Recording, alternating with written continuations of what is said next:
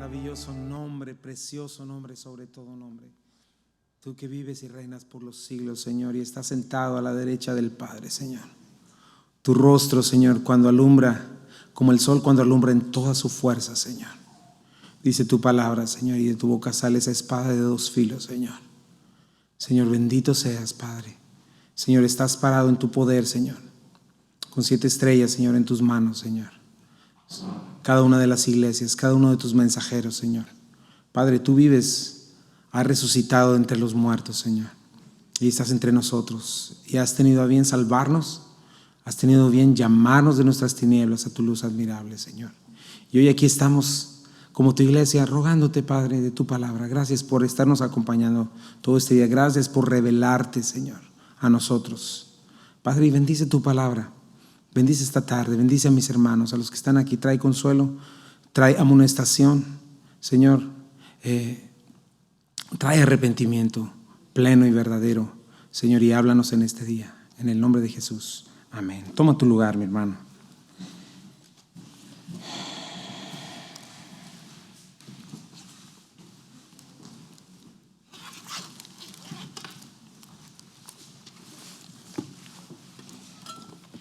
Para mí es un gozo y un privilegio estar aquí cada domingo exaltando el nombre de nuestro Señor, levantando su nombre y abriendo su palabra. Confiamos en ella plenamente, confiamos en que como parte de la iglesia de Cristo, esa es nuestra encomienda, predicar todo el consejo de Dios. Sabemos que puede transformarla. Dice Isaías, no vuelve vacía. A veces trae arrepentimiento, a veces trae juicio, pero es la palabra de Dios que contiene la mente de Dios, que contiene su carácter, su voluntad para ti, para mí, mi hermano. ¿Quieres saber qué es lo que quiere Dios de ti? Solamente abre la palabra de Dios. ¿Quieres saber en tu vida qué necesitas? La Biblia. Salmo 138 dice que Dios ha exaltado su nombre y su palabra por sobre todas las cosas. Eso ponlo en tu mente. Por sobre todas las cosas, su nombre y su palabra. Lo más maravilloso. Jesucristo dijo, cielos y tierra pasarán, pero mi palabra no pasará. La suma de todas sus palabras es verdad. Es algo que tienes que poner en tu mente porque está en juego la fe, ¿verdad?, que te salva. ¿En qué sentido? Porque es o incredulidad o confianza en lo que Dios ha dicho.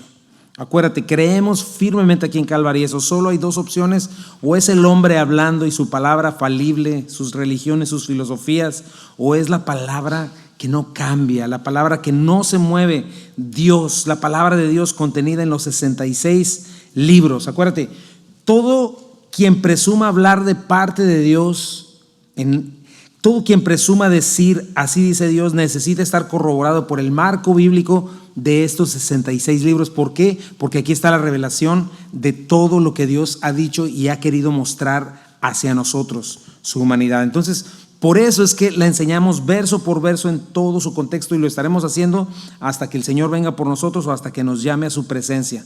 Confiamos que el Espíritu Santo va a actuar poderosamente si tú le escuchas, si tú le pones atención, si te vienes dispuesto con un corazón humilde a oírla, a creerla, a recibirla, con un corazón humilde a entenderla y a ponerla por obra. Entonces el Señor poderosamente puede actuar en tu vida. Lo he visto en mi vida, lo he visto en la vida de muchos de los que están acá. Así es de que te animo a que lo hagas.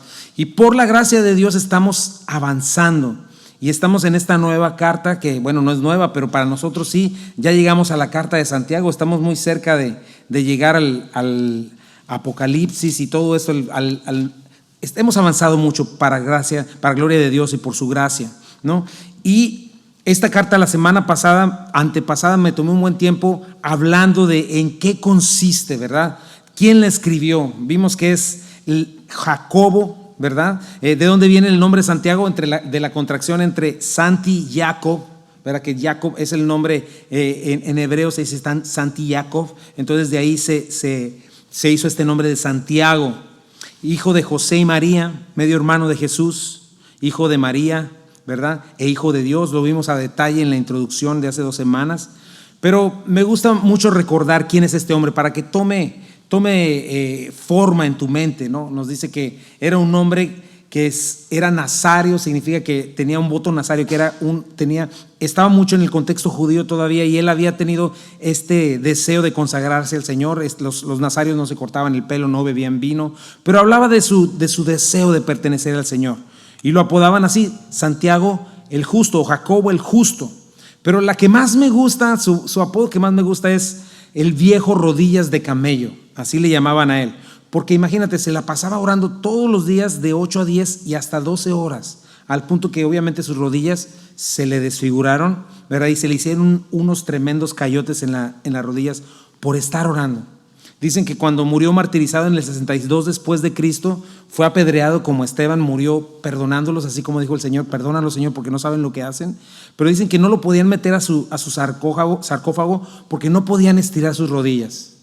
De que sus rodillas duró más tiempo en su vida arrodillado buscando al Señor que siquiera parado. Esto me da una gran enseñanza a mí, por eso estoy haciendo mucho énfasis en la oración. Por eso te estoy pidiendo a ti, vamos a orar, mis hermanos. Si tu tiempo de oración en tu vida diaria es nulo, no vas a ver cambios de ningún tipo. Necesitas humillarte delante de Dios, y hoy vamos a hablar de eso. Pero necesitas orar, necesitamos orar, y a mí me desafía este hombre a ponerme más tiempo de rodillas por ustedes, por la iglesia, por mí mismo, ¿verdad? Pero eso es lo que estamos viendo, ¿no? Este hombre nos habla de lo que vamos a ver escrito, es de un hombre de oración. Bueno, esta carta, como lo vimos, también es el documento más antiguo del Nuevo Testamento, fue escrito entre el 44 y 49 después de Cristo. Piensa en eso.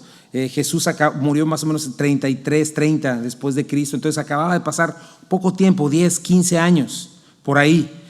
Y le está escribiendo a la iglesia de Jerusalén. La iglesia de Jerusalén fue la primera iglesia que nació en Pentecostés, precisamente después de 40 días que el Señor estuvo caminando resucitado entre ellos día y noche. Lo puedes leer en Hechos capítulo 2. Estaban todos orando unánimes juntos, y el Espíritu Santo vino con poder sobre ellos, hablaban en diversas lenguas, y nació la iglesia. Esta es la primera iglesia que nació. De ahí dice que eran partos, medos, elamitas, de muchos lugares, y de ahí se distribuyeron. Pero la primera iglesia que nació, pues obviamente era de puros judíos, ¿no? Y después ya se hizo de gentiles. Gentiles son los no judíos. Pero por eso vemos a Jacobo citando el Antiguo Testamento más de 4 veces y haciendo hasta 40 alusiones al Antiguo Testamento. Está en un contexto muy del Antiguo Testamento, muy judío, ¿verdad? Ahora, ¿por qué fue escrita esta carta? Yo creo que Jacobo se estaba acordando cuando él, su mamá y sus hermanos fueron a buscar a Jesús. Dijeron: este ya está fuera de sí. Eso lo puedes leer en Lucas 8:21. Y fueron, ¿verdad? Y dijeron, oye, le mandaron decir a Jesús, quien estaba enseñando: afuera te habla tu madre y tus hermanos. Oye, ¿qué onda? ¿Los dejamos pasar? Ok. Y el Señor les dice: diles que mi madre y mis hermanos son los que oyen la palabra de Dios y la hacen, ¿verdad? Y entonces yo creo que eso fue lo que recordaba Santiago, porque esta carta es bien directa. Se le puede decir como el Proverbios del Nuevo Testamento, o como la explicación muy práctica del Proverbios del Antiguo Testamento. Pero lo que ves en esta carta es mandato tras mandato. Imagínate, 50 imperativos tiene. Aproximadamente cada 2 versículos está dando un mandato, un verbo de hagan esto y lo otro. Entonces, Santiago básicamente no es un tratado de doctrina. Santiago es un llamado a examinar nuestra fe, mis hermanos, ¿verdad? Y yo creo que el versículo clave de la carta está en Santiago 2:26. Dice: porque como el cuerpo sin espíritu está muerto, así también la fe sin obras está muerta. Entonces es un llamado a examinar nuestra fe. Es un manual práctico. Acuérdate, no hemos sido llamados a profesar nuestra fe solamente con palabras. Es nuestro estilo de vida el cual confirma nuestras palabras. Hablábamos de eso el martes pasado, ¿verdad? Que nuestra profesión de fe no nada más la decimos con nuestra boca: creo en Jesucristo y me entrego a Él. No, la expresamos también con nuestras vidas, con los cortes que hacemos, con las decisiones que vamos tomando para agradar a Dios y para mostrar que ya no somos parte del reino de las tinieblas, sino del reino de los cielos. ¿Te acuerdas? Hebreos 11:13 dice: conforme a la fe murieron todos estos sin haber recibido lo prometido. Está hablando de Abraham, Isaac, Jacob, todos los héroes de la fe. Pero mira lo que hicieron: lo miraron de lejos, lo creyeron, lo saludaron, pero checa esto: confesaron su fe, confesaron sus creencias, ¿Cómo las confesaron? Mostrando y viviendo como extranjeros y peregrinos sobre la tierra. ¿Te acuerdas qué se llevó? ¿Qué es lo único que compró Abraham, que fue muy rico en su tiempo? Lo único que compró fue el sepulcro para él y para su esposa. Pero él vivió en tiendas, confesando que creía, ¿verdad? Que creía verdaderamente todo lo que él decía, el llamado de Dios. Entonces ese es un llamado. Santiago es un llamado a esto, mi hermano. Yo le pido a Dios que nos hable. Tus decisiones, tu conducta, la manera en la que vives es una confesión pública de lo que realmente crees, de quién realmente eres. Si eres un hijo de Dios, ciudadano del reino de la luz, o no lo eres. Porque en ese sentido, mis hermanos, es fácil autoengañarnos. Es fácil practicar religión. Es fácil tener conceptos espirituales y religiosos, pero seguir viviendo egocéntricamente, mundanamente. Y mucho del problema de la iglesia de hoy es eso, es la hipocresía, la idolatría de nosotros mismos, la idolatría de mis deseos, el legalismo, la religiosidad. Por eso Jesucristo dijo precisamente, esa es otra nota que también nos hablan los comentaristas acerca de Santiago, que Santiago viene bien ligada con el sermón del monte, en Mateo capítulo 5, 6 y 7, ¿no? Pero ahí Jesucristo nos dice algo, Mateo 7, 13 al 14, entren por la puerta estrecha, porque es ancha la puerta y espacioso el camino que conduce a la destrucción, y muchos entran por ella. Pero estrecha es la puerta y angosto el camino que conduce a la vida, y son pocos los que la encuentran. Y precisamente esa puerta ancha y espaciosa no está hablando de los incrédulos borrachos que andan por allá afuera drogándose, prostitutas. No, está hablando de creyentes, ¿verdad? Les está hablando a los discípulos, ¿verdad? Les está hablando a ellos, les está diciendo cuidado, porque es ancha la puerta de la hipocresía, es ancha la puerta de la religiosidad, ¿no? Ahí mismo en Mateo 7:21 nos dice: no todo el que me dice Señor, Señor entrará en el reino de los cielos, sino el que hace la voluntad de mi Padre que está en los cielos. Y eso es algo bien importante. Por eso nos reunimos los viernes, los martes, por eso estamos en la palabra de Dios, para entender lo que significa la gracia de Dios, el don inmerecido, el regalo de Dios, la aprobación de Dios. Porque muchas veces la gente comienza a pensar que la gracia es una licencia para pecar. Pues al cabo Dios me perdona, al cabo ya nada más voy, me perdono y ya, me confieso y ya. No es así. Acuérdate, la gracia no es una licencia para pecar. La gracia es el poder de Dios para transformarnos, para santificarnos a la imagen de Cristo, para poder vivir en amor, para andar en servicio los unos con los otros, mis hermanos, entre nosotros. Aquí en la iglesia hay muchas áreas de servicio en las que puedes servir. Mira, Juan 15, 12 al 13 dice: este es mi mandamiento, que se amen unos a otros como yo les he amado. Nadie tiene mayor amor que que uno ponga su vida por sus amigos. Marcos 10, 44 al 45 dice: y el que de vosotros quiera ser el primero sea el siervo de todos, porque el Hijo del Hombre no vino para ser servido, sino para servir y dar su vida en rescate por muchos. Entonces, Santiago nos está hablando de esto, mis hermanos, la importancia práctica de nuestra fe. ¿Por qué es tan importante tu práctica de la fe? Sencillamente por lo siguiente: Jesucristo, ¿a qué vino? ¿A que fuésemos qué? Salvos, a librarnos del pecado y de la maldad. ¿Sí o no? ¿Vino a eso? Bueno, entonces te voy a decir algo. Nuestra vida práctica es la parte visible de nuestra fe. ¿Cómo podemos hablar de libertad? ¿Cómo podemos hablar de salvación si somos esclavos de nuestros pecados? Si seguimos igualitos que siempre. ¿Ok?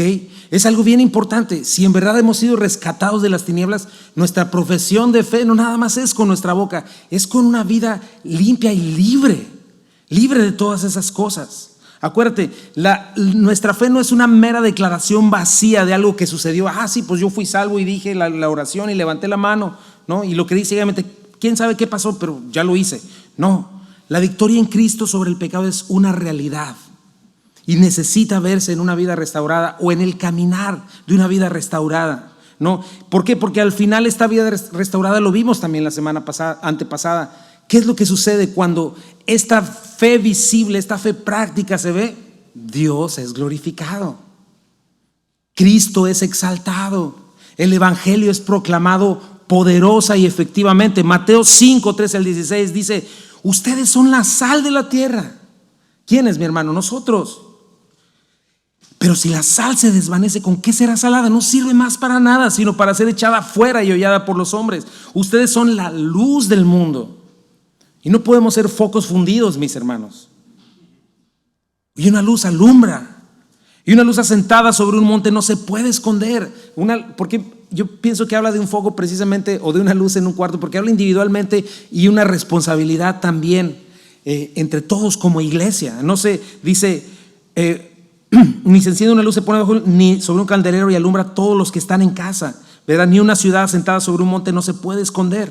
Y dice el versículo 16, así alumbre vuestra luz delante de los hombres, para que vean vuestras buenas obras y glorifiquen a vuestro Padre que está en los cielos. Para eso existimos. No existes para otra cosa, mi hermano. No existes para tu mejor vida ahora, existes para glorificar a Dios. ¿Y quieres glorificarla? Esta es la manera. Acuérdate, predicamos sana doctrina, pero sana doctrina tiene que dar por resultado sana vida, santidad práctica, fe genuina. Acuérdate, una persona presa de sus pecados, hábitos, adicciones, ¿cómo puede ser testigo fiel de la victoria de Cristo? ¿Cuántos creen que Cristo venció, mis hermanos? Cristo venció. ¿Cómo podemos entonces andar afuera y no mostrar esa victoria en nuestras vidas? No puede ser. Por eso Santiago nos enseña la importancia de encontrar en nuestras vidas una profesión de fe genuina. Para eso está Santiago, porque él reconoce lo peligroso que es tener una profesión de fe falsa o vana. Mira lo que dice Santiago, y con eso cierra, porque eso es lo que amarra toda la carta. Mira, Santiago 5, 19 al 20 lo vamos a estudiar. Al final de la carta dice: hermanos míos, si alguno de ustedes se extravía de la verdad y otro le hace volver a ella, recuerden que quien hace volver a un pecador de su extravío, acuérdate, lo salvará, pues de que ande por las tortas un rato. No, ¿de qué? De la muerte, y cubrirá muchísimos pecados. Estamos hablando de vida o muerte, mis hermanos.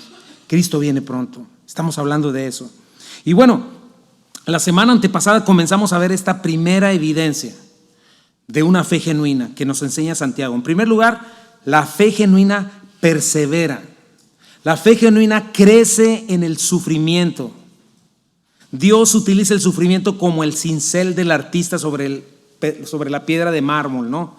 Para formarnos a su imagen. Y duele. Me imagino que, bueno, al mármol no le duele, pero a ti y a mí sí nos duelen los cincelazos, ¿no? Pero cuando el Señor termina, imagínate, con esa obra de arte en ti y en mí, ¿cómo? ¿Cuánta gloria le traería al Señor? Como esa obra de arte le traería gloria al artista. Entonces vimos eso en los primeros 4 versículos.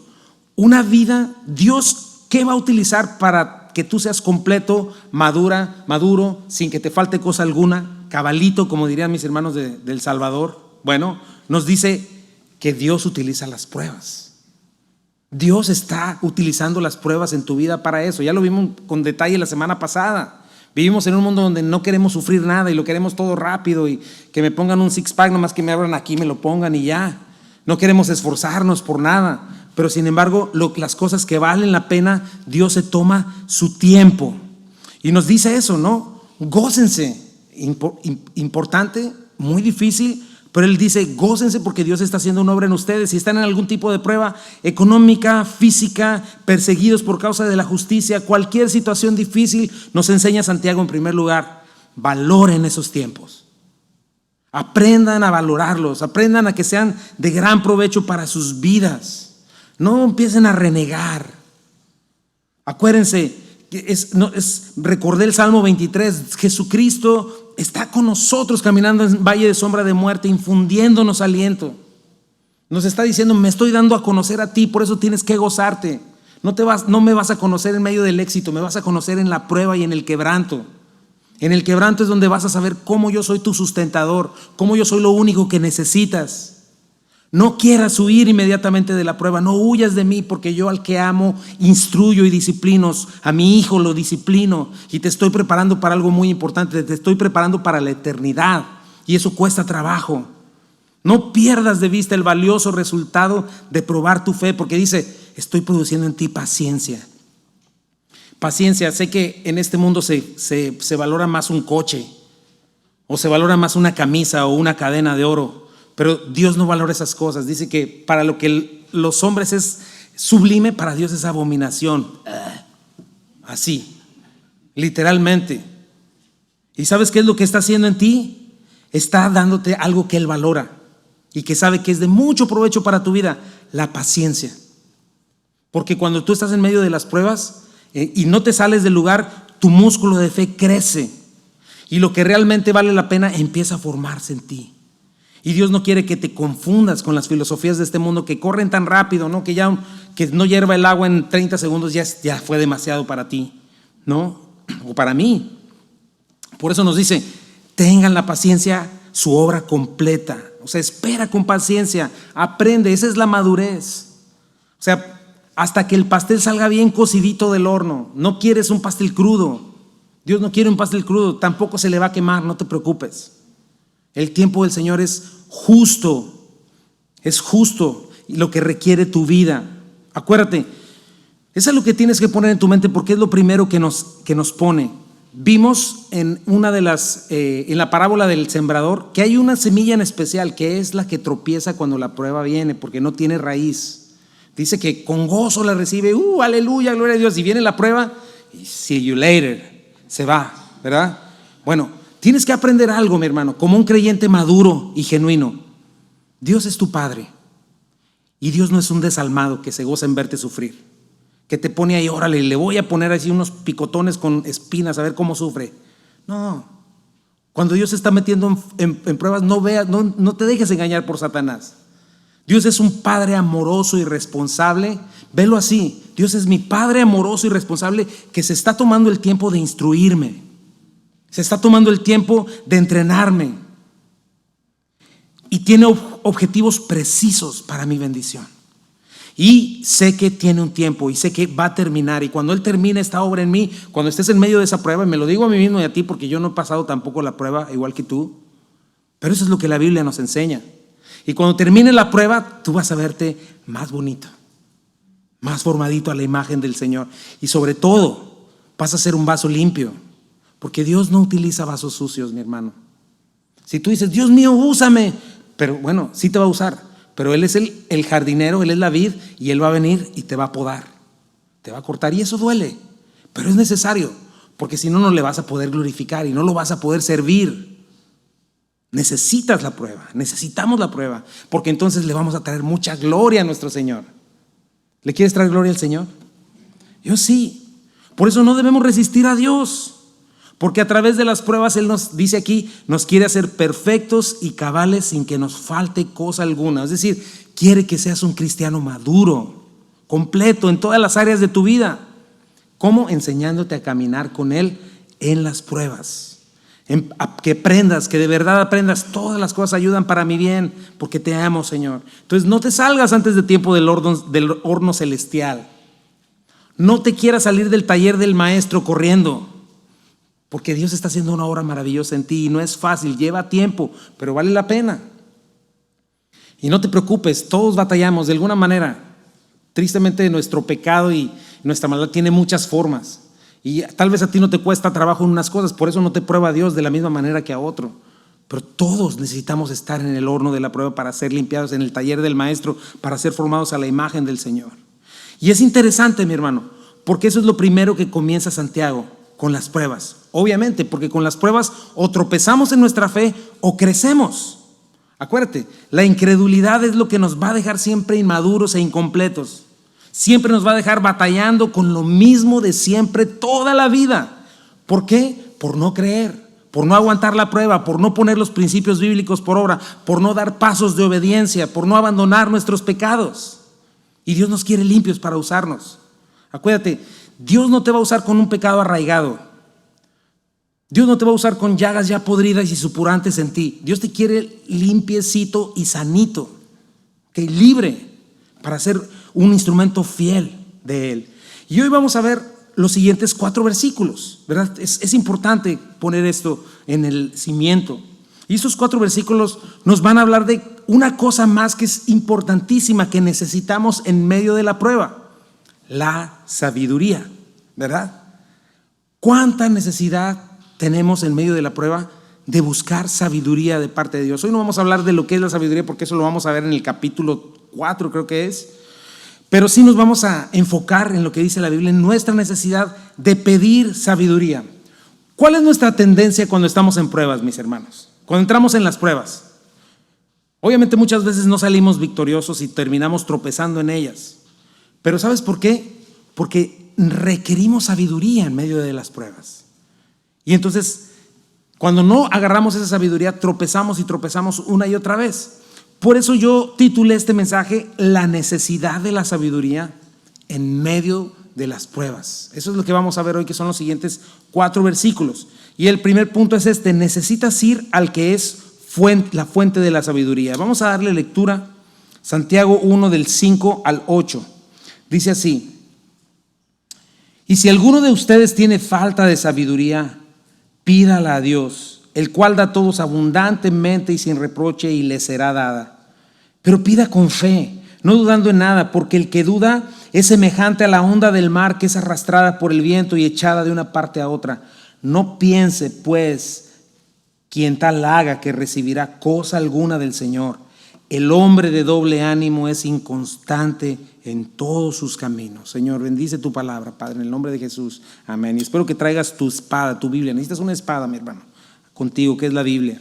Y ese es mi primer punto. Dice, necesitamos ir al que es la fuente de la sabiduría. Y nos dice la palabra, si alguno tiene falta de sabiduría, ¿verdad?, pídala a Dios. Y esa es la primera parte. Lo menciono ya. ¿Qué es lo primero que te comienza a faltar en medio de la sabiduría? En medio de la prueba, perdón. Sabiduría, ¿no? Sabiduría, ¿no? ¿Qué nos pasa? Llega la prueba y estás tú, ya llegó una prueba a mi vida, me voy a gozar, ¿no? ¿Verdad? Bueno, fuera, digo, deberíamos de tratar de al menos pensarlo así, creerlo y tener el Espíritu Santo gozándonos, porque es lo que dice la Biblia. Pero lejos de gozarnos, de valorarla, nuestra primer tendencia es huir de ella, corriendo.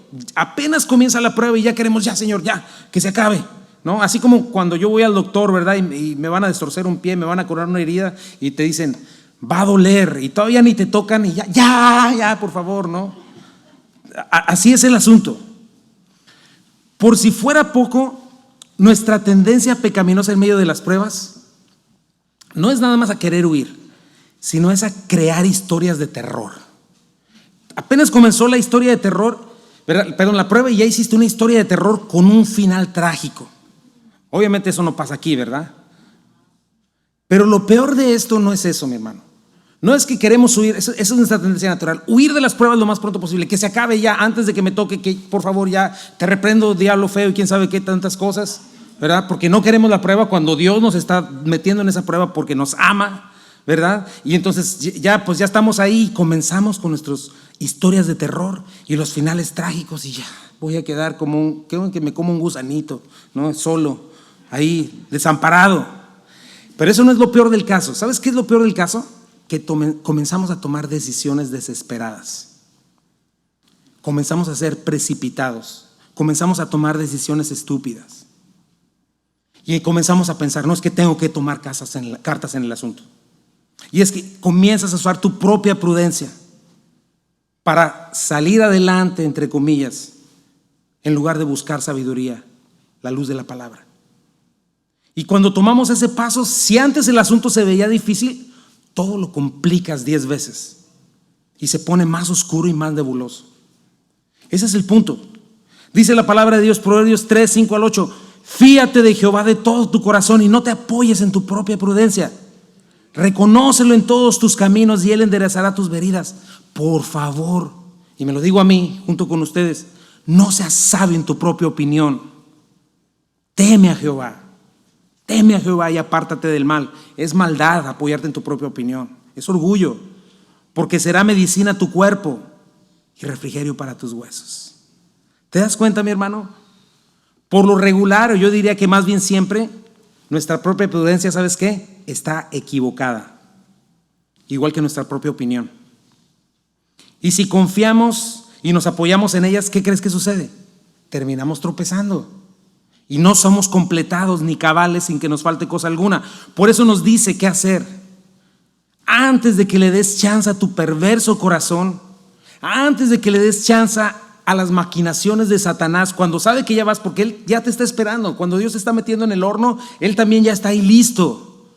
para que no quieras estar ahí, para que comiences a apoyarte en tu propia prudencia. Y nos dice, antes que hagas eso, pide sabiduría a Dios.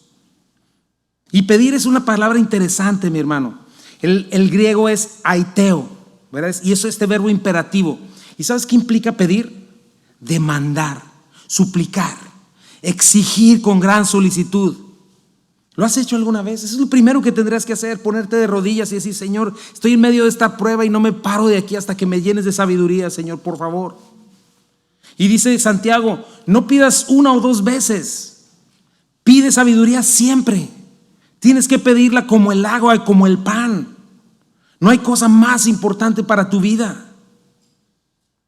Como que no sabes qué hacer, como que todo se empieza a nublar, a ponerse color de hormiga.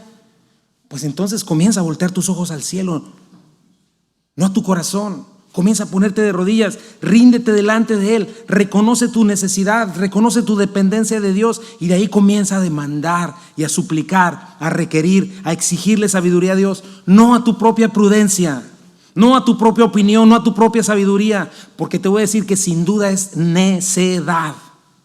¿Por qué estoy tan seguro? Proverbios 1:7, el principio de la sabiduría es el temor de Jehová. Los insensatos desprecian la sabiduría y la enseñanza. ¿Te das cuenta? Proverbios 9:10, el temor del Señor es la base de la sabiduría. Conocer al santo da por resultado ¿qué? ¿Da por resultado qué? El buen juicio. Y obviamente eso requiere humildad, mi hermano. Requiere reconocer tu incapacidad. Requiere reconocer tu necesidad de sabiduría, tu bancarrota en medio de la prueba. ¿Sabes qué requiere? Que te rindas. Y algo muy interesante es esto, porque no se trata de que Dios te esté pidiendo que te rindas ante la situación, sino ante Dios. Esa es la diferencia, mi hermano. Hay una línea muy delgada, porque ¿sabes qué te enseña el humanismo? Tú puedes, muérete en la raya, pero no te arrepientas, no te rindas. Y sabes que en el fondo lo que está diciendo es, no te atrevas a rendirte delante de Dios. Y eso es lo peor que podemos hacer. Es el camino a la derrota y a la condenación. Los que estén en el infierno son los que vencieron. Vencí, le vencí a Dios. Pues sí, pues ya chicharrándote el infierno por la eternidad. Es un engaño. Acuérdate de algo, mi hermano. Los cristianos no nos rendimos ante la situación o la circunstancia. Nos rendimos ante Dios y su verdad. ¿Entiendes esa diferencia? Morimos a nosotros mismos, tomamos nuestra cruz y le seguimos. Porque ¿qué dice Pedro? Primera de Pedro 5:5-7, dice, Dios se opone a los orgullosos. Dios está puesto ante los orgullosos, pero muestra su favor a los humildes. Así que humíllense, ¿qué dice? Ante el gran poder de Dios, y a su debido tiempo Él los levantará con honor. Pongan todas sus preocupaciones y ansiedades en las manos de Dios, porque Dios cuida de ustedes. ¿Te das cuenta? Es diferente. No es ríndete ante las situaciones, ríndete ante la poderosa mano de Dios. Ahora, ¿por qué debemos hacerlo, mi hermano? Porque dice que el cual da a todos abundantemente. Esto es algo maravilloso, mi hermano. ¿Sabes que el tiempo en el que está conjugado es un participio? Lo podrías decir, lo podrías traducir así, el cual ha dado a todos. Entonces, ha dado sabiduría, ya la repartió. Lo que te está diciendo es que ahorita, justo en este momento, la sabiduría de la llave de la sabiduría está abierta. Como dicen aquí, es un done deal, ¿verdad? Ya está hecho. ¿Desde cuándo lo vimos también en Hebreos? Cuando Cristo padeció, fue sepultado y resucitó, dice que traspasó los cielos y Él mismo se convirtió en el camino hacia Dios y tenemos libre entrada al trono de la gracia, tenemos acceso a Dios. El Señor no nos dejó huérfanos, el Espíritu Santo está en nosotros y por eso nos dice eso. Está disponible para todos, sin acepción de personas. No tienes que ser pastor, no tienes que venir a mí para que yo ore por ti, para que tengas sabiduría. No tienes que ir con un profeta o un apóstol. No importa si eres nuevo creyente o viejo creyente, mujer, hombre, niño, niña, joven, güerito, moreno, no importa. Dios puso su sabiduría disponible para todos. Ya está. ¿Y de qué manera te da sabiduría? Abundantemente. Haplos, ¿qué significa eso? Lo hace incondicionalmente. Tiene varias acepciones esto. con generosidad. ¿Sabes qué significa también? Con simplicidad de corazón. ¿Qué significa eso? Que cuando tú vengas a Dios y de rodillas rendido a Él le pidas sabiduría, no te va a poner un camino difícil. No te va a empezar a poner caminos requisitos inalcanzables. No va a ser que te cueste como lo hacemos nosotros, ¿no? Si tú pides sabiduría a Dios en la humildad correcta y en tu necesidad correcta, como dicen aquí, just like that, el Señor te la va a dar, sin más ni más. Y no solamente incondicionalmente, sino que te la va a dar con gran generosidad y abundancia, espléndida y desinteresadamente, a manos llenas, porque a Dios jamás se le va a acabar la sabiduría. Él es la fuente de la sabiduría y Él sabe qué es lo que más necesitas, mi hermano. Lo que más necesito. ¿Sabes que todos los problemas por los que pasamos, por los que pasas, por los que estás y por los que has tenido durante toda tu vida y por los que sigues batallando, es precisamente porque no tienes sabiduría? ¿Es porque eres necio? ¿Cuánta palabra has escuchado en esta misma iglesia? Y gente, tú sabes quién, sigues en las mismas y no has dado ni siquiera un paso de obediencia por despreciar la sabiduría. Y Dios no quiere eso, mi hermano. Nos está diciendo aquí que Dios pone su sabiduría al 2x1 y lo hace gratis. ¿Qué dicen Proverbios? La sabiduría hace oír su voz en las calles, clama en la plaza pública. La sabiduría clama a los que están reunidos frente a la entrada de la ciudad y a las multitudes por la calle principal. Simplones, ¿hasta cuándo insistirán en su ignorancia? Burlones, ¿hasta cuándo disfrutarán de sus burlas? Necios, ¿hasta cuándo odiarán el saber? Vengan y escuchen mi consejo, les abriré mi corazón y les haré sabios. Los llamé muy a menudo, pero no quisieron venir. Les tendí la mano, pero no me hicieron caso. No prestaron atención a mi consejo y rechazaron la corrección que les ofrecí. Por eso me reiré cuando tengan problemas. Me burlaré de ustedes cuando les llegue la desgracia. Y tú sigues leyendo, al rato lo vamos a leer, pero lo que te está diciendo es, ahí viene la desgracia, ahí vienen los problemas, ahí viene la calamidad como un desastre. Y nos dice, no necesitas deseos egoístas. Es lo que te dice, pide sabiduría. No necesitas eso que tanto me has pedido y que yo no te he dado porque no es lo que necesitas. Necesitas, dice Dios, sabiduría. Ponme atención. Necesitas aprender a mirarme con las manos extendidas hacia ti. Recibe mi consejo porque mi consejo es más precioso que el oro y que mucho oro afinado. Porque ahí es donde vas a encontrar lo que tanto buscas, seguridad y vida abundante. Y no nada más así, sino que nos dice, la dará sin reproche. Oneidizo. ¿Sabes qué significa eso? Que te la va a dar sin regañarte o sin sermonearte. Ay, Chuy, ¿qué hiciste con la sabiduría que te di la semana pasada? La de hace ratito. No, tú de veras, Chuy, que ya ni la haces, despilfarrador de sabiduría. ¿Sabes qué? Eso jamás lo vas a escuchar de parte de Dios. Jamás. Te la va a dar sin reproche. Y en el momento en que tú digas, Señor, necesito sabiduría, aquí estoy. Dice la Biblia y Él lo promete. Versículo 5c. Rápido te la va a dar. Porque ¿sabes qué? Él se goza en que le pidamos este tipo de cosas. Como te dije, la sabiduría siempre la vas a necesitar. Dios sabe que nuestras necesidades, y en todo esto me incluyo yo también, mi hermano. Dios sabe que nuestras necesidades están siempre a flor de piel. Que nuestras equivocaciones siempre están a flor de piel. Dios sabe perfectamente que tenemos doctorado en necedad, equivocación y tropiezo de empresas turísticas rápido y sin demora. Por eso dice, pide sabiduría. Dice, y le será dada, o sea, la recibirás. Porque tu papá, Dios, es un padre responsable. Que no nomás te va a aventar al ruedo, a la alberca sin salvavidas, no, a que aprenda.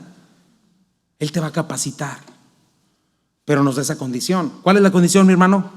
Pide sabiduría. ¿Cuántos van a comenzar a pedir sabiduría a partir de hoy, mis hermanos?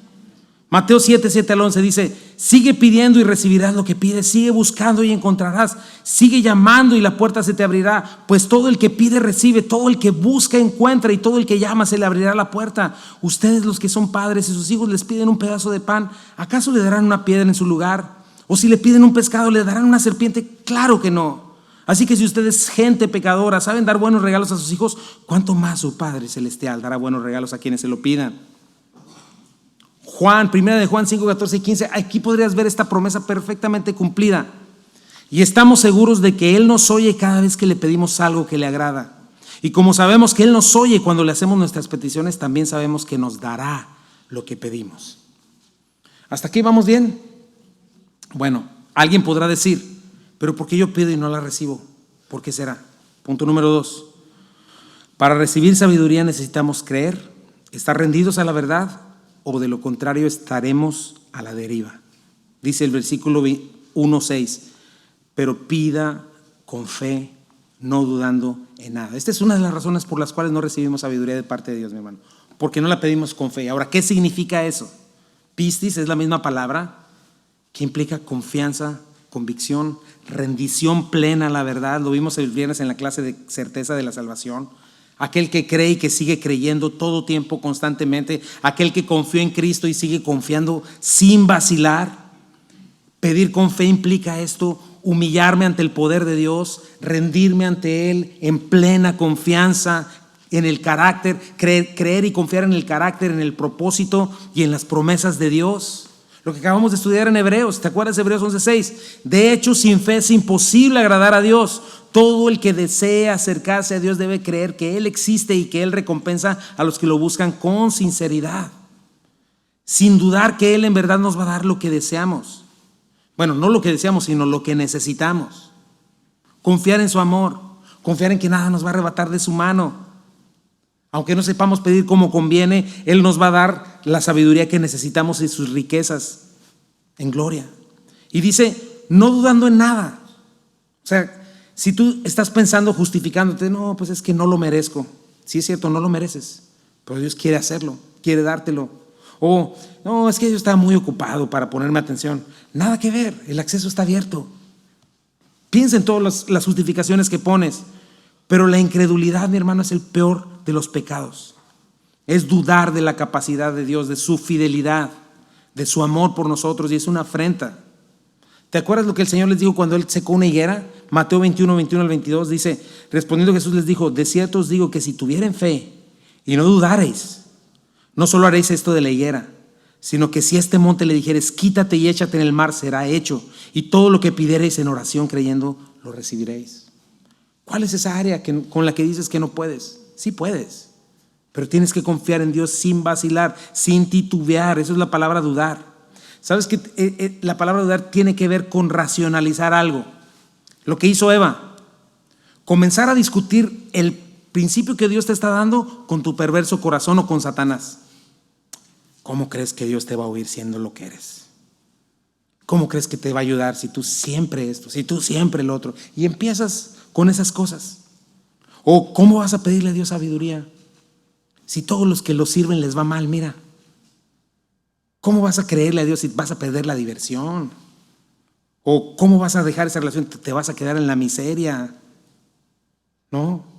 ¿Cómo le vas a hacer para mantenerte? No, hazlo a tu manera, porque ya conoces a Dios. Le pides sabiduría y te va a pedir todo, y te va a dejar a la mitad, no solo aburrido, sin nada.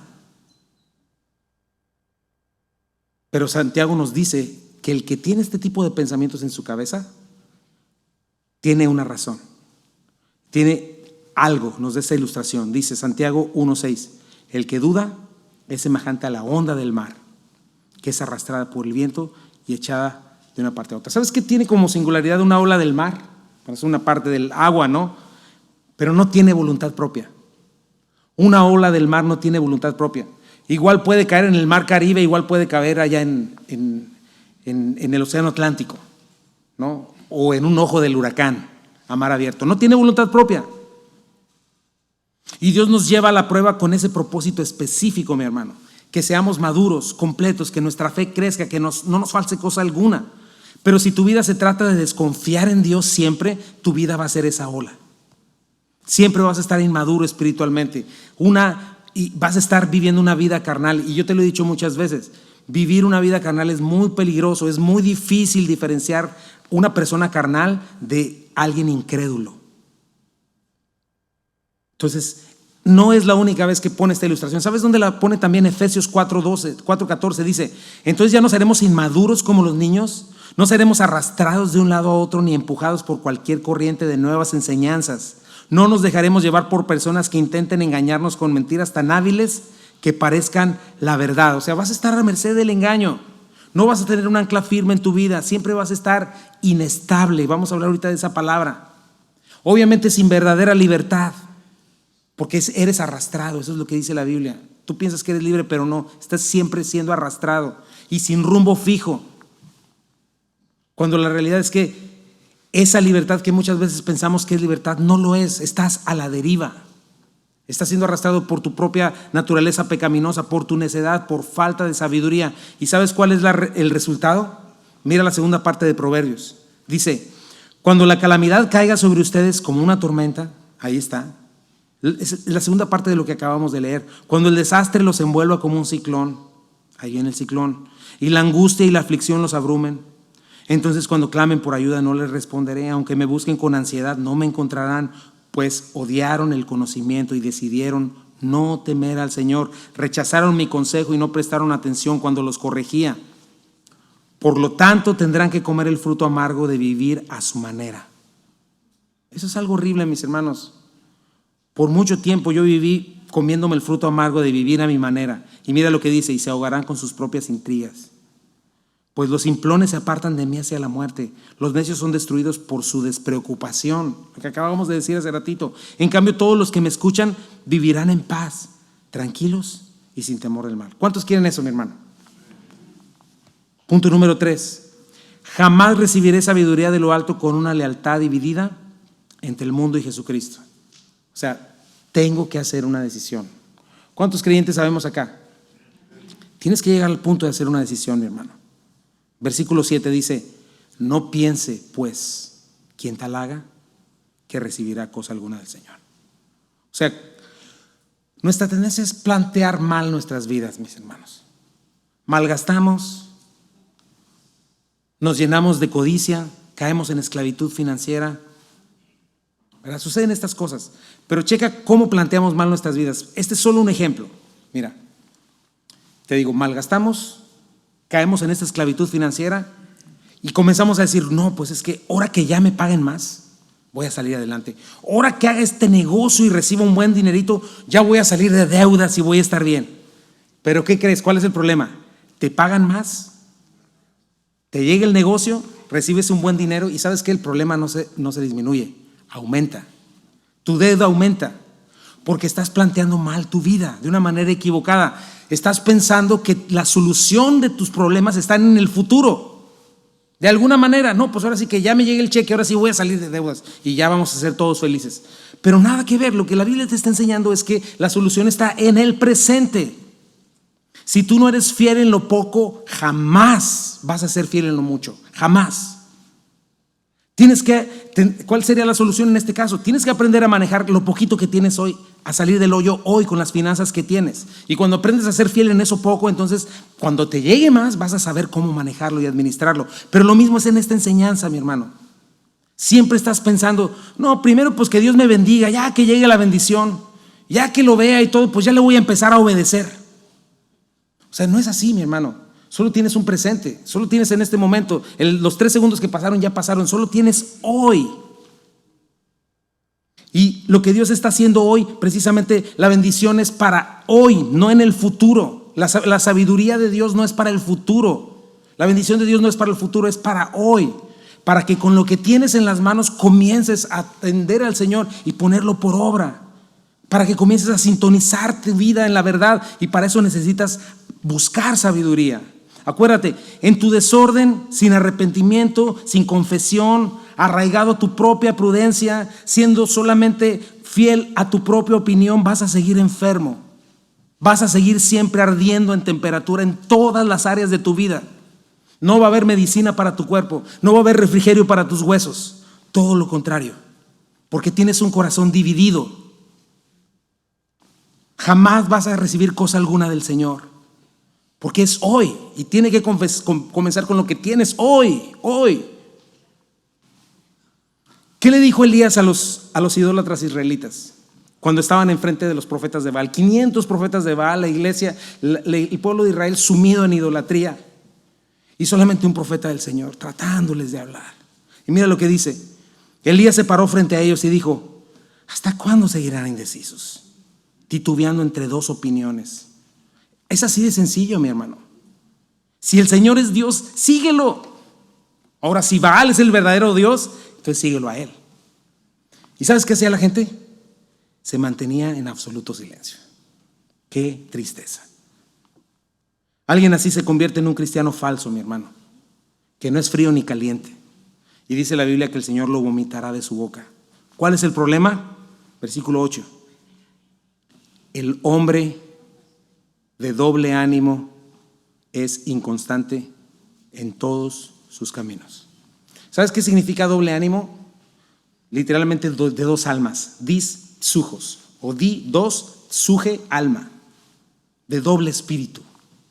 Vacilante, indeciso, con una lealtad dividida, literalmente, con dos actitudes, siendo fiel a sí mismo y a su propia prudencia y pretendiendo ser fiel a la verdad.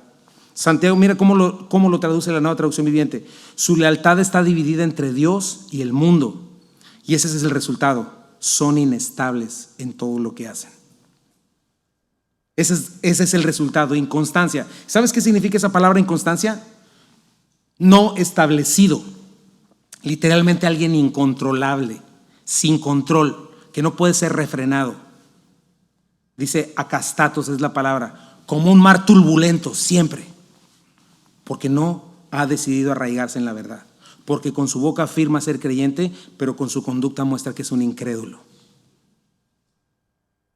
Y en medio de sus pruebas, en lugar de confiar en la ayuda del Señor y de buscar su sabiduría, se apoya en su propia prudencia, busca recursos humanos, o se amarga y se resiente y no busca ayuda.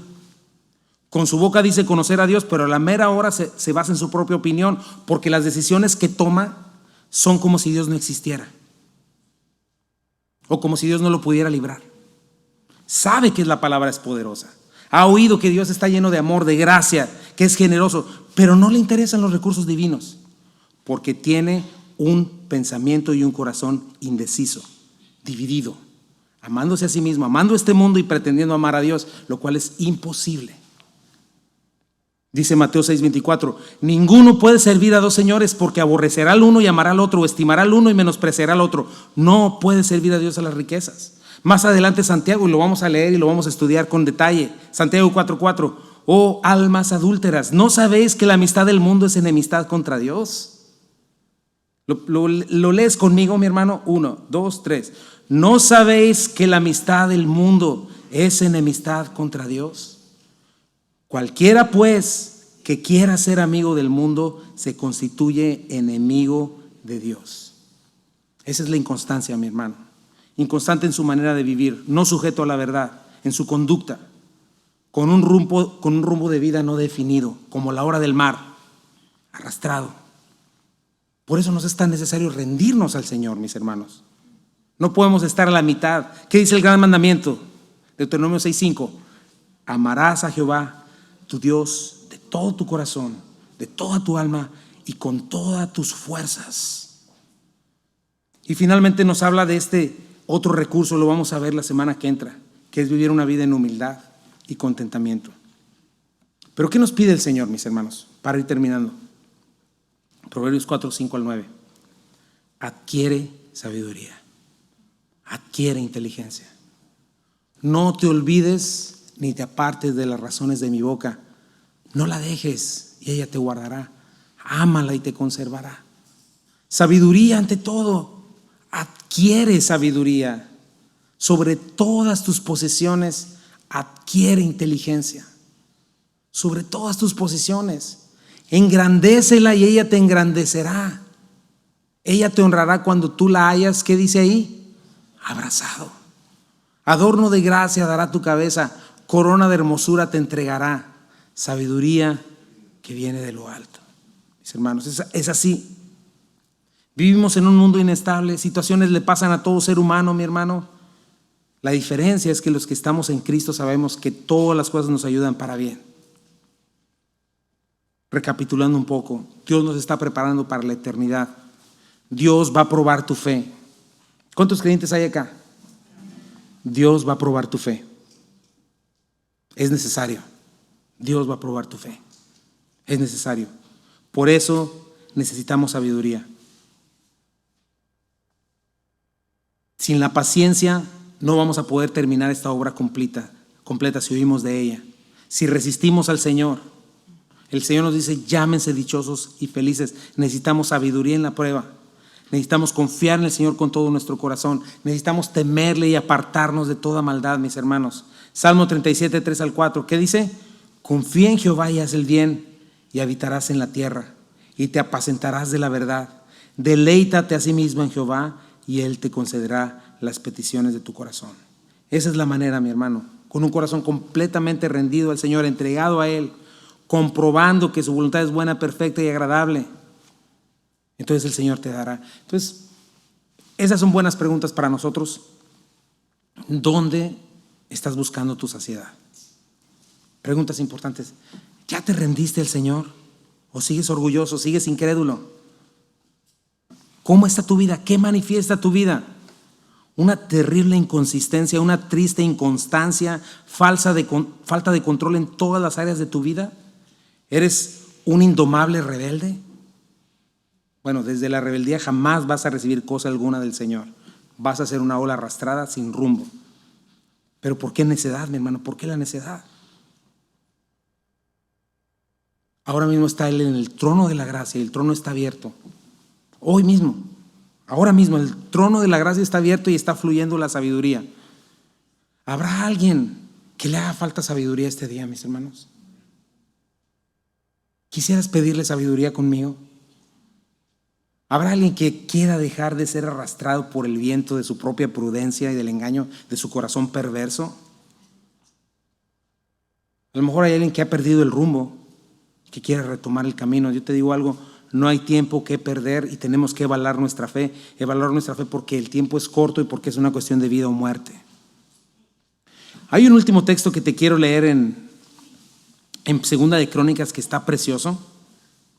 Dios le está haciendo una invitación al pueblo de Israel, obviamente, que es la imagen de nosotros, de nuestra idolatría y de nuestra necedad, ¿verdad? Hay un rey que se llama el rey Ezequías. Hubo varios avivamientos en ese tiempo. Este rey fue un rey bueno y trató de llamar a la gente al arrepentimiento y a la verdad. Pero en ese tiempo él comienza a celebrar una Pascua y no nada más se enfoca en los de Judá porque él es el rey de Judá, sino que llama a todos en todo Israel. Israel ya no tenía rey porque ya los habían llevado a Siria. O sea, ya habían recibido la disciplina de parte de Dios.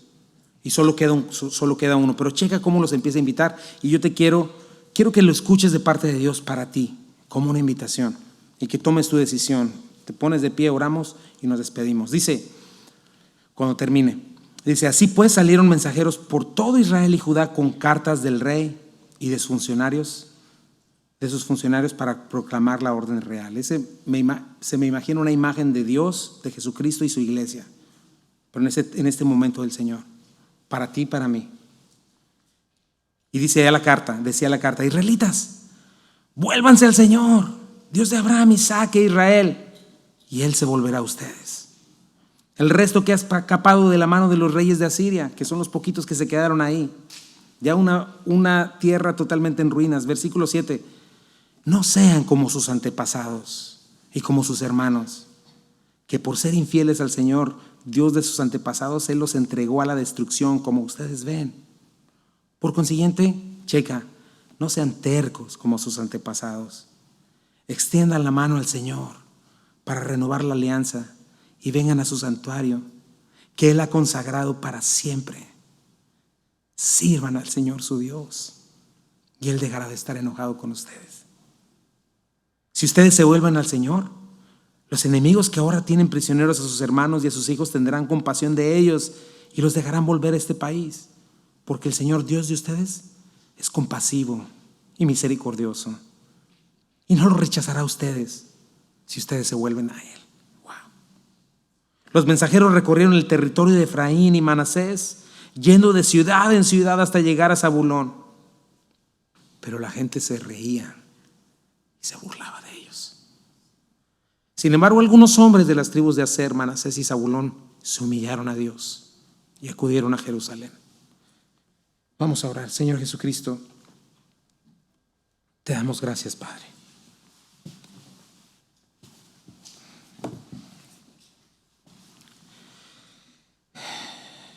Señor, hemos recorrido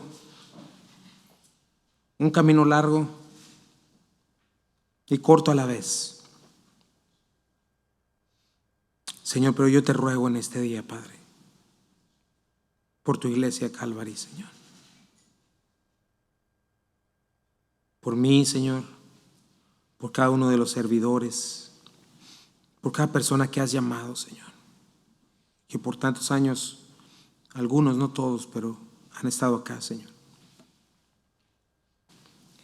Y yo te ruego en este día, Señor, que podamos responder, Señor, a ti. Padre mío, que no seamos tercos, que no seamos necios.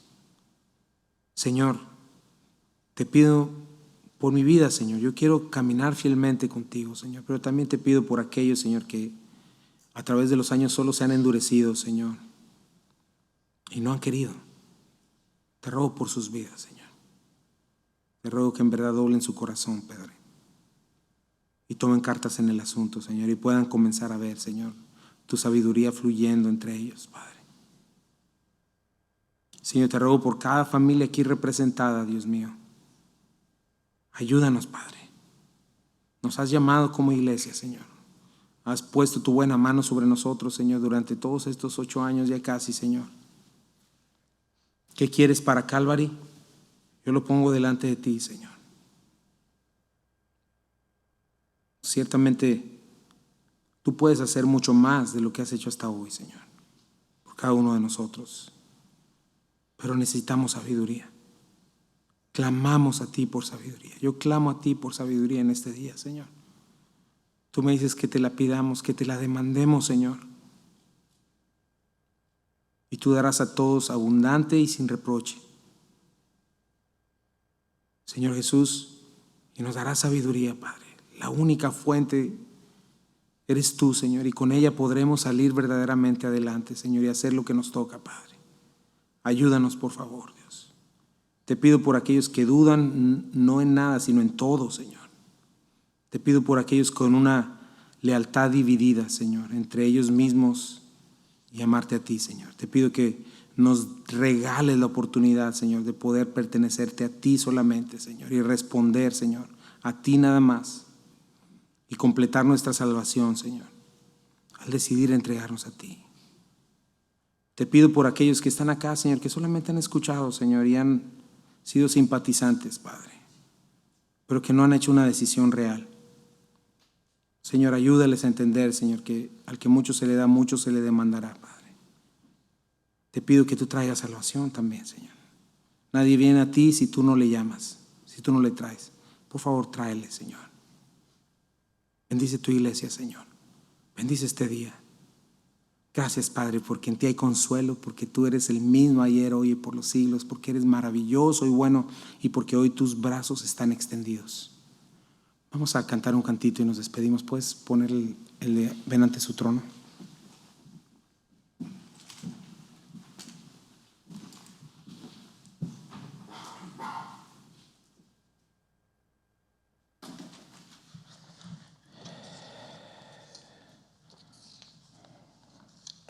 Aquí estamos, Señor, y queremos, Señor, venir con un corazón sincero a ti, Señor, y en verdad pedirte, Señor, que nos llenes de sabiduría. ¿Cuántos quieren sabiduría acá, mis hermanos? Pídeselo con todo tu corazón, pídeselo al Señor y dile: Señor, aquí estamos, Señor, aquí está tu iglesia. No nos dejes que nos vayamos como entramos, Señor. Ayúdanos, Padre, por favor. Bendito sea, Señor.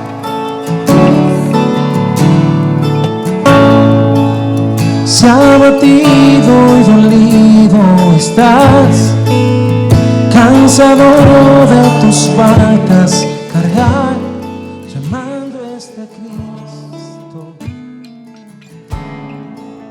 Si al final de tu camino estás, sin recursos sediento estás, llamando está Cristo.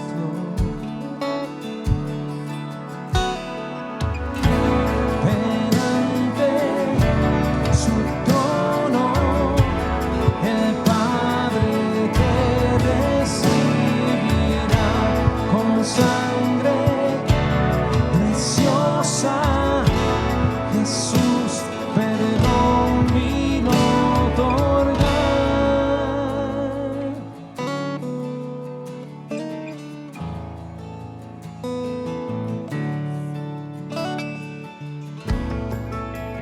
Deja atrás tu vergüenza y pesar. Ven a Él, no hay razón de esperar. Llamando está Cristo. Gozo por penas Él cambiará. Nueva vida del gozo vendrá. Llamando está Cristo.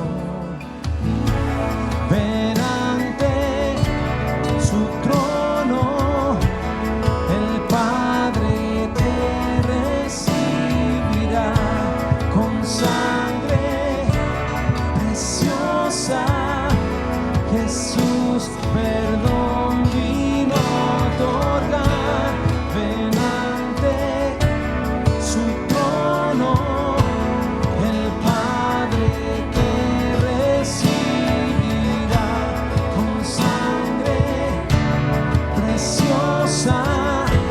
Jesús perdón vino a otorgar.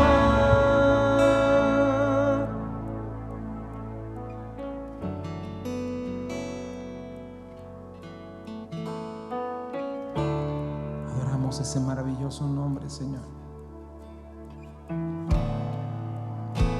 Maravilloso es Él. Maravilloso es Él. Canta aleluya. Cristo vive. Póstrense ante Él. De todo Él es Señor. Canta aleluya. Cristo vive. ¿Qué Salvador es? ¿Qué Salvador es? ¿Qué Salvador? Maravilloso es Él. Canta aleluya. Cristo vive. Póstrense ante Él. De todo Él es Señor. Canta aleluya. Cristo vive.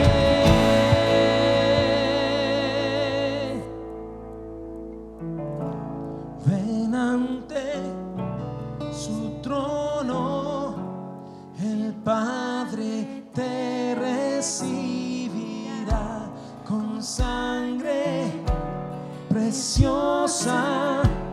Jesús perdón vino a otorgar.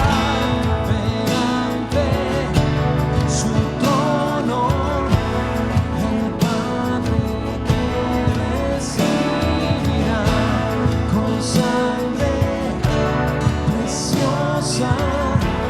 Jesús perdón vino a otorgar. Oh, oh.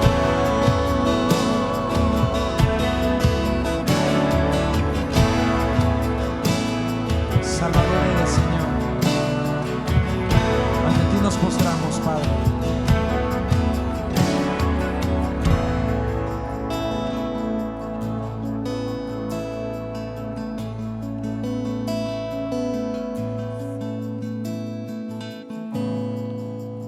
Tu cruz carga hasta su rostro, ver del tesoro que hallaste habla hoy.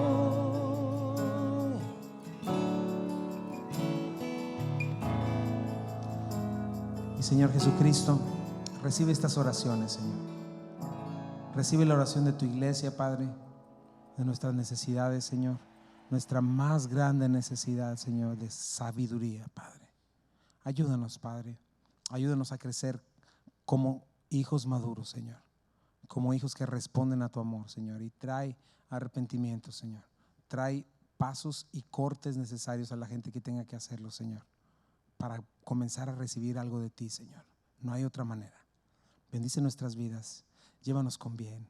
Y gracias por visitarnos hoy. Gracias por lo que hiciste hoy en nosotros y por lo que seguirás haciendo, Padre. Bendice a cada una de estas familias. Yo te ruego que les bendiga, Señor. Que tu rostro resplandezca delante de ellos, Señor. Que esta semana les llenes de tu amor, Señor. Que esta semana les llenes de un deseo, Señor, insaciable por tu palabra, Señor, por tu verdad, Señor. Y que tú traigas, Señor, bendición a sus vidas, Padre, en medio de la obediencia, en medio de la prueba y en medio de la fe, Señor, que hoy vimos. Y en el nombre precioso de Jesús oramos estas cosas. Amén. Que Dios te bendiga.